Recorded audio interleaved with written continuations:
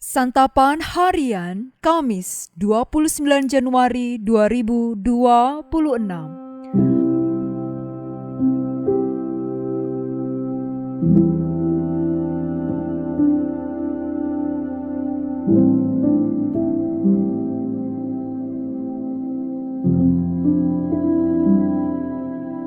Inilah program Santapan Harian, sebuah program yang mengajak Anda menelusuri isi Alkitab, agar Anda menemukan makna firman Tuhan sesuai dengan konteksnya. Santapan Harian tertuju bagi Anda yang ingin memiliki kehidupan rohani yang segar, kuat, dan sigap. Hari ini kita akan membaca Yohanes pasalnya yang ke-11, ayat pertama hingga ayatnya yang ke-44. Namun kita akan membacanya pada ayatnya yang ke-33 hingga ayat ke-44. Sebelumnya, mari kita berdoa. Kristus Sang Putra Kasih, ajarkanlah kami akan firman-Mu.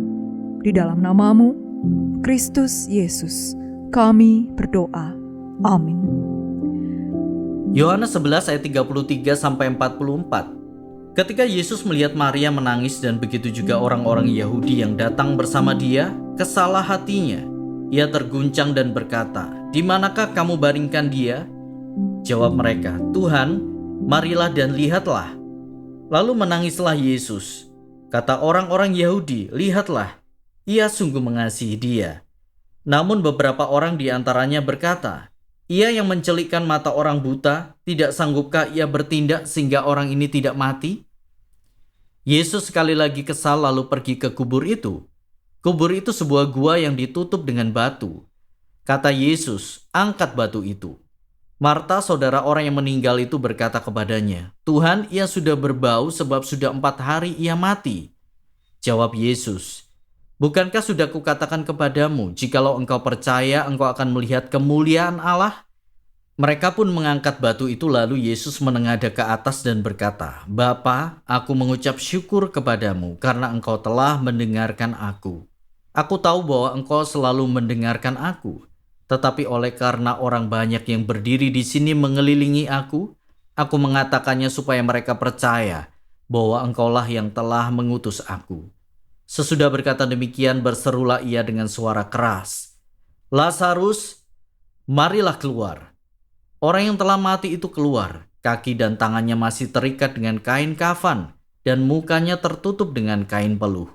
Kata Yesus kepada mereka, "Bukalah kain-kain itu dan biarkan ia pergi."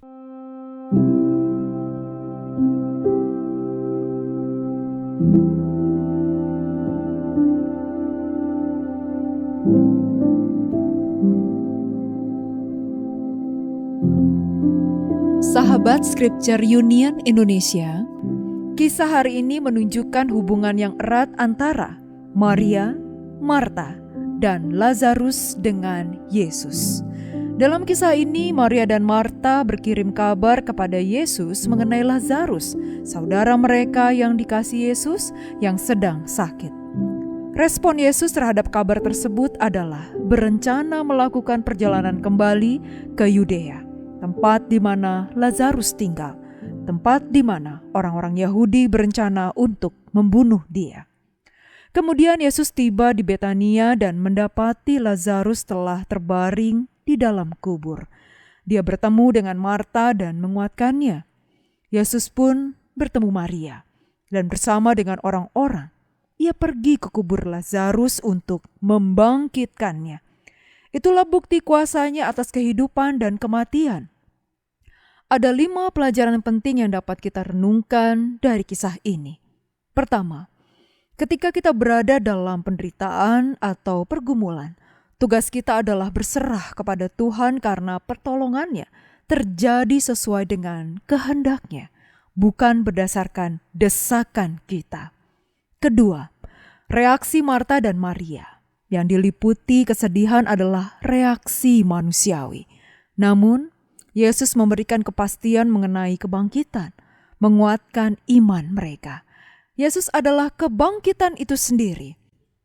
Orang yang percaya kepadanya akan melihat Yesus sebagai Mesias yang membawa keselamatan dan kehidupan kekal.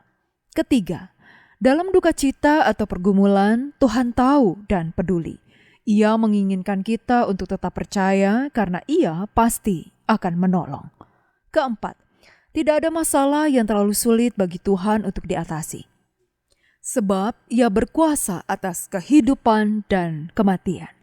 Kelima, kebangkitan Lazarus melalui panggilan Yesus dari luar kubur menunjukkan kuasa firman-Nya. Lalu, bagaimana dengan kita yang masih hidup di dunia ini ketika mendengar suara Tuhan melalui pemberitaan firman dan panggilan ibadah? Bagaimana kita akan menanggapi panggilan Tuhan? Janganlah kita mengeraskan hati. Janganlah memberontak. Berbaliklah dan bertobatlah. Mari kita berdoa. Bapa Surgawi, tolong kami untuk memiliki hati yang lembut dan peka terhadap suara-Mu dan setiap perkataan-Mu, supaya hidup kami senantiasa menyenangkan-Mu dan berada di dalam kehendak-Mu.